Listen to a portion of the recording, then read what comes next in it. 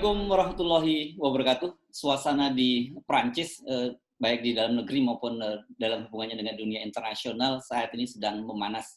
Ini dipicu oleh sikap dari Macron yang menyatakan bahwa ada teroris Islam ini. Ini persoalan yang saya kira cukup menarik dan saya akan mengajak Anda untuk berbincang dengan seorang pengamat Timur Tengah, pengamat politik Timur Tengah, Bung Smit Al-Hadar.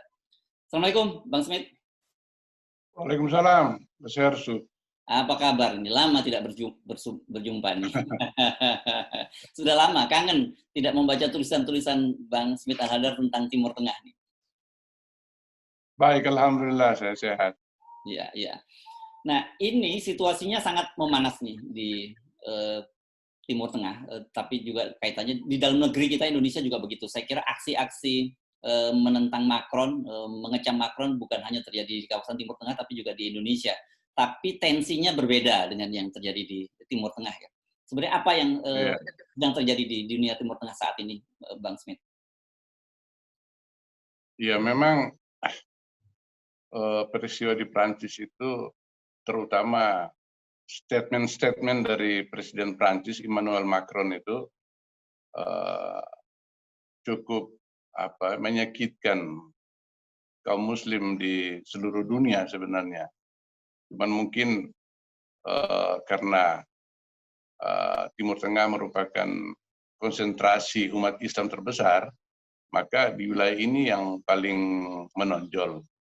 Nah, saya kira demonstrasi itu wajar saja, karena Nabi Muhammad itu figur sentral dalam Islam. Menghina Nabi Muhammad itu sama dengan menghina umat Islam. Jadi, kalau kemudian reaksi yang muncul ini disebabkan oleh statement Macron yang tidak bersimpati kepada perasaan umat Islam dan malah cenderung membela posisi yang dikatakan sebagai kebebasan berpendapat di Prancis, itu sulit sekali diterima oleh umat Islam. Oke, kebebasan berpendapat dihormati, tetapi jangan sampai kebebasan ini digunakan untuk menyakiti orang lain, sehingga arti dari kebebasan berpendapat itu sendiri kehilangan substansinya, kehilangan maknanya yang sesungguhnya. Ya memang saya pribadi dan banyak negara pemerintahan di Timur Tengah itu tidak menyetujui serangan yang dilakukan oleh Ibrahim Azanov itu dari Rusia, orang Chechnya yang ya, Abdullah yang di sini. Ya, orang Chechnya yang lahir di Rusia dan kemudian pergi ke Prancis dan lalu tersinggung karena seorang guru geografi menjelaskan kepada murid-muridnya mengenai kebebasan berekspresi dengan menunjukkan karikatur Nabi Muhammad. Itu kemudian dia membuat dia tersinggung dan dia menyerang sang guru, bahkan secara sadis. Saya sama sekali tidak sepakat dengan cara seperti ini. Nah, kecintaan kita kepada Nabi Muhammad tidak harus ditunjukkan dengan cara-cara yang sadistik seperti itu.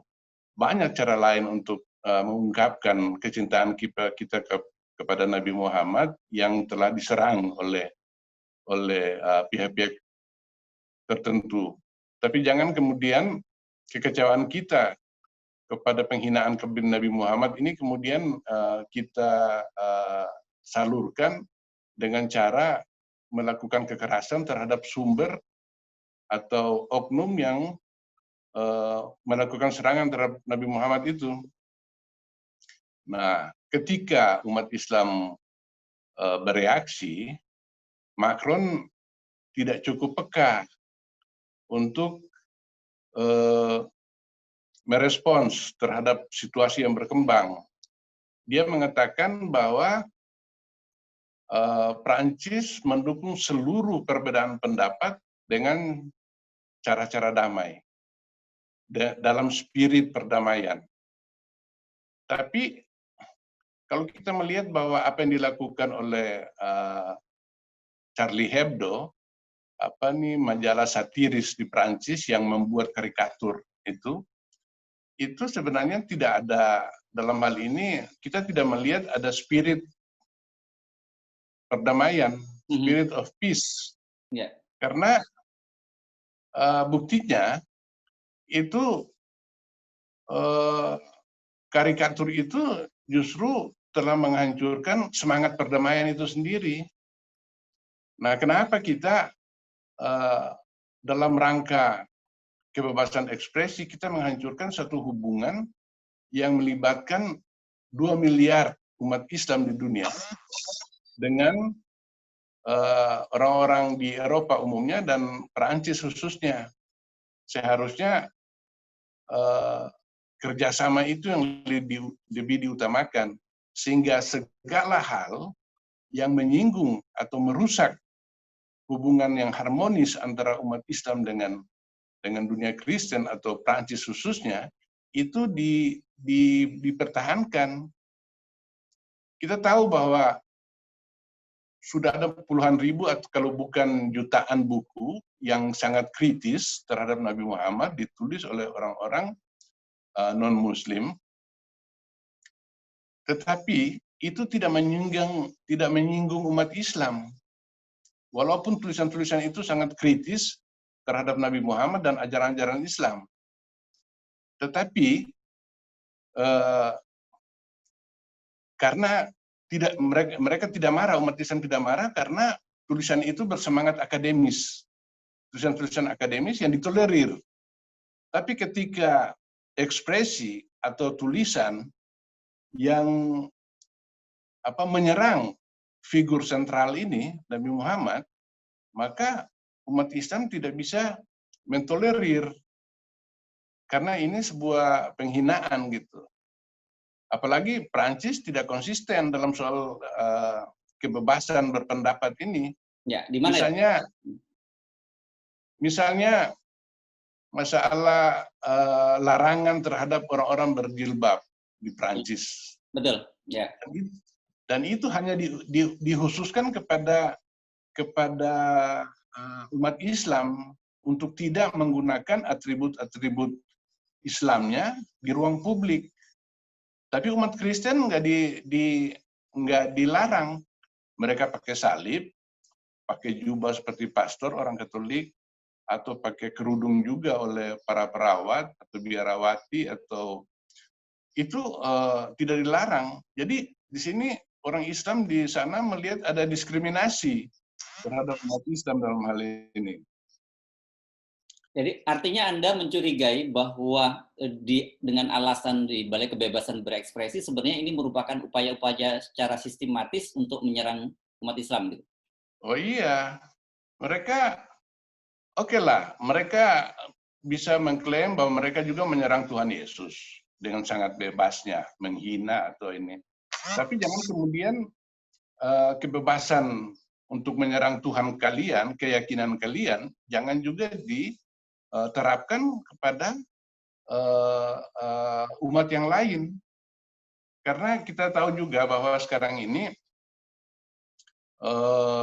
kerjasama global itu sangat penting.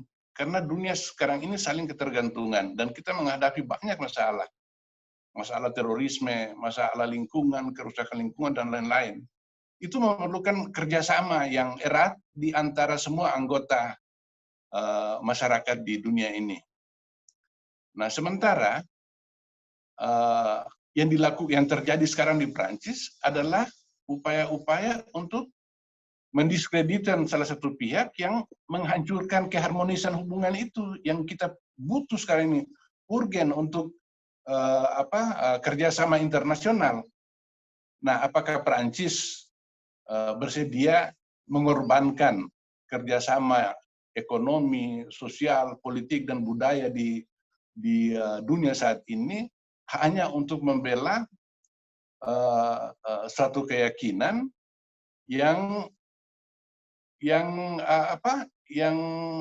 tidak terlalu urgen untuk diperhatikan, apalagi tidak ada konsistensi dalam hal ini sangat tidak masuk akal kita membiarkan kebebasan absolut terjadi, tetapi kebebasan ini disalahgunakan untuk menyakiti 2 miliar orang.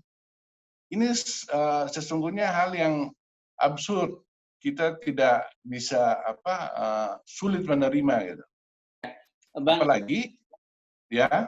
Ya Bang Smital Hadar, ada juga yang menilai bahwa sebenarnya ini apa yang dilakukan oleh seorang pemuda dari Cesna dan kemudian diikuti oleh seorang pemuda dari Tunisia yang menyerang gereja di Notre Dame di kota Nice itu, sebenarnya itu bukan cermin Islam secara keseluruhan, itu lebih pada karena culture mereka ini ya, yang satu dari Cesna, yang satu dari North Africa, dari Afrika Utara. Apakah pandangan semacam ini bisa kita terima? Tidak bisa, itu sama sekali tidak menggambarkan umat Islam secara keseluruhan. Itu hanya beberapa orang yang radikal. Saya perlu tambahkan lagi di sini, selain 2 orang itu, Abdullah yang membunuh 3 orang Prancis 2 hari lalu, dan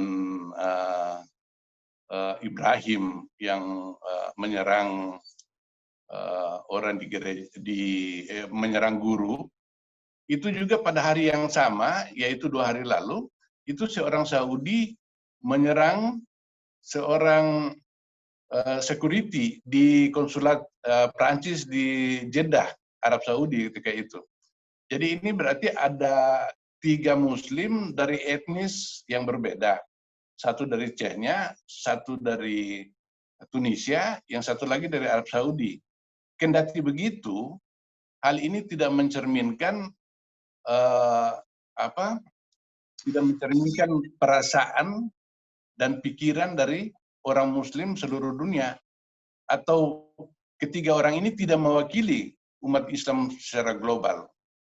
Karena kita tahu juga bahwa ternyata pemerintahan-pemerintahan di Timur Tengah juga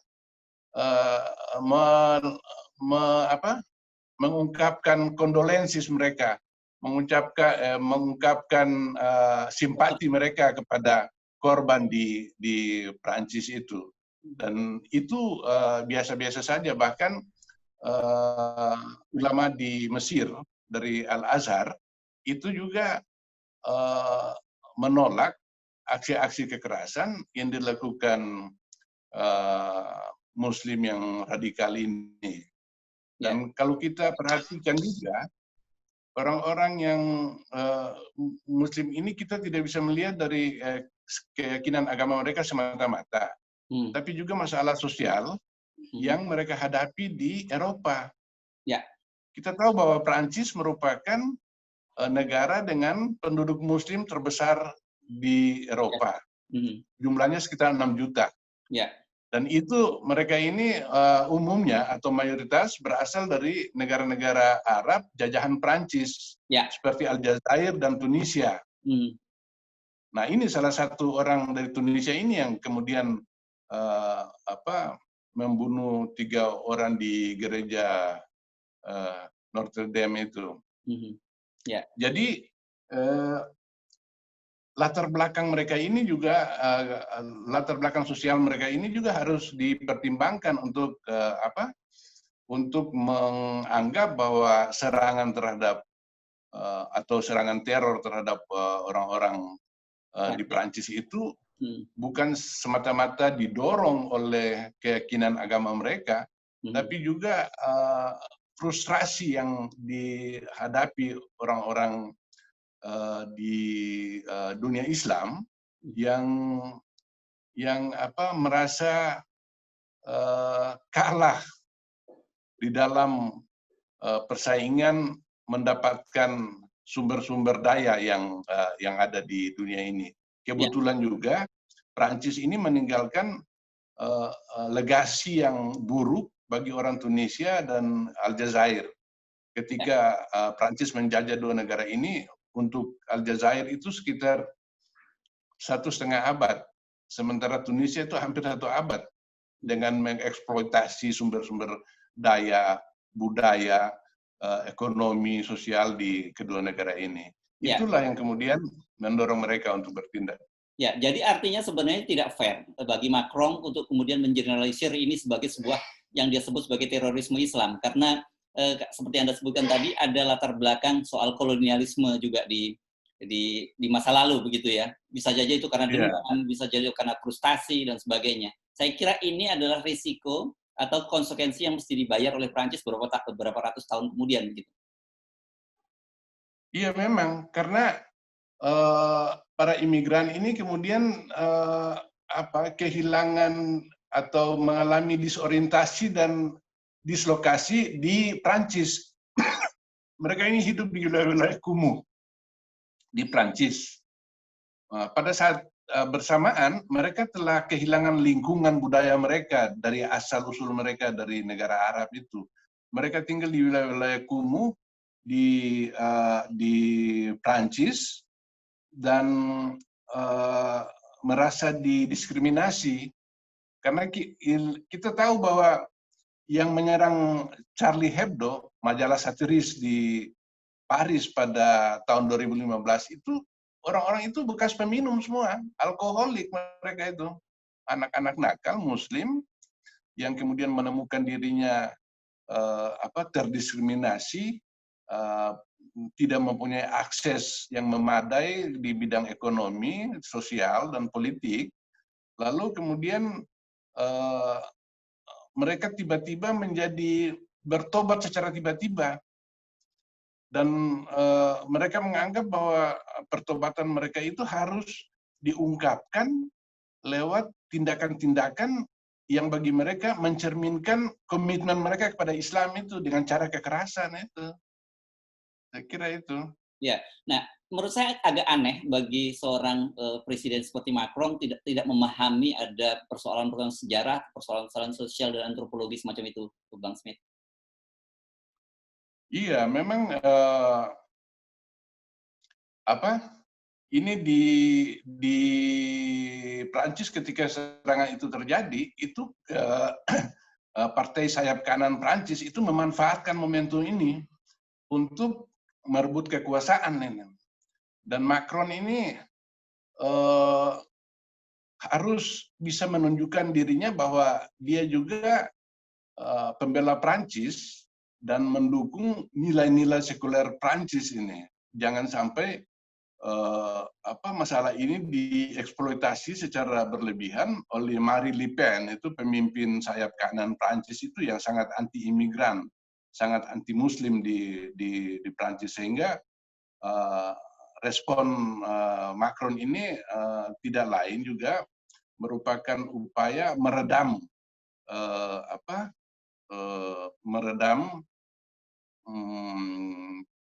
pemikiran dan sikap dari orang-orang sayap kanan di Prancis yang sangat populis dan anti-Muslim di Prancis gitu. Jadi ini sebenarnya lebih pada persoalan domestik atau pertaruhan politik di domestik Perancis, tapi kemudian Macron karena mengeneralisir Islam menjadi offset dan kemudian negara-negara Muslim bereaksi yang sangat luar biasa gitu ya. Iya, itu cara Macron bereaksi itu mencerminkan besarnya tekanan dari kaum sayap kanan ini, sehingga dia harus menunjukkan keseimbangan dalam membela nilai-nilai Prancis yang sekarang dieksploitasi oleh kelompok sayap kanan ini untuk kepentingan politik mereka. Jadi upaya Macron itu dari segi politik bisa dimaklumi, tetapi seharusnya sebagai seorang negarawan dia harus mementingkan kepentingan lebih besar dalam hal ini, bukan hanya politik kekuasaan di Prancis. Nah, kepentingan yang lebih besar itu adalah menjaga kepentingan Prancis, kepentingan ekonominya, kepentingan politik, dan banyak kepentingan lain. Nah, sekarang ini kita lihat bahwa akibat dari sikap tidak hati-hati dari Macron, seperti dia mengatakan bahwa Islam sedang menghadapi krisis global, itu akhirnya mendorong orang-orang seruan-seruan di mana-mana untuk memboikot produk Prancis. Dan itu kalau betul-betul dilaksanakan, Prancis bisa kewalahan, akan menghadapi kerugian ekonomi yang cukup besar. Apalagi kalau misalnya negara-negara kalau ini berkembang, yang kemudian membuat pemerintahan-pemerintahan Arab itu marah, lalu mereka memboikot semua produk Prancis, itu Prancis akan terpukul berat itu karena persenjataan, industri senjata, pesawat, itu negara-negara Arab itu menjadi importir yang cukup besar bagi Prancis. Yang kemudian juga dari segi politik, Prancis itu perlu menjaga hubungan baik dengan negara-negara Arab yang jumlahnya sekitar 22 negara ini, itu untuk memuluskan kebijakan-kebijakan politik mereka di Timur Tengah, agar kebijakan itu efektif. Kalau ada simpati dari umat Islam di Timur Tengah itu terhadap Prancis, tapi kalau hubungan ini rusak, itu akan menghalangi diplomasi Prancis, juga menghalangi atau merusak kepentingan mereka di negara-negara Islam. Kalau ini berlarut-larut loh, itu yang saya maksud. Nah, rasanya nggak kurang afdol kalau kita tidak bicara peran Indonesia sebagai negara dengan mayoritas penduduk Muslim itu. Tapi sejauh ini menurut Anda reaksi pemerintah Indonesia apakah sudah cukup memadai? Ya, pemerintah Indonesia saya melihat kurang reaktif ya terhadap masalah yang berkembang di Prancis. Artinya ada sikap masa bodoh terhadap peristiwa yang berlangsung di Prancis ini. Nah, itu kita bisa pahami karena pemerintah Indonesia ini tidak mau bermasalah dengan Prancis, negara yang cukup penting bagi kita. Tetapi sebagai sebuah negara Islam, apalagi negara dengan penduduk Muslim terbesar di dunia, seharusnya Indonesia bisa mengekspresikan apa-apa yang menjadi keprihatinan umat Islam di Indonesia. Sebab sekarang juga kita melihat di sosial media itu banyak seruan-seruan untuk memboikot produk Prancis dan sikap-sikap yang keras terhadap Prancis, itu juga disebabkan oleh ketiadaan sikap yang simpatis dan sikap yang bisa dianggap sebagai mewakili perasaan umat Islam di Indonesia, yang harus dalam hal ini ditunjukin oleh pemerintah Indonesia gitu. Nah, ini yang sangat kurang terlihat gitu. Ya, saya kira ini masih akan terus berlarut situasinya dan tergantung bagaimana kemudian Macron mengendalikan politik dalam negerinya dan juga politik internasionalnya ya, Bang Smith Al-Hadar. Terima kasih atas perbincangan pagi ini, Bang Smith Al-Hadar. Assalamualaikum warahmatullahi wabarakatuh. Waalaikumsalam warahmatullahi wabarakatuh.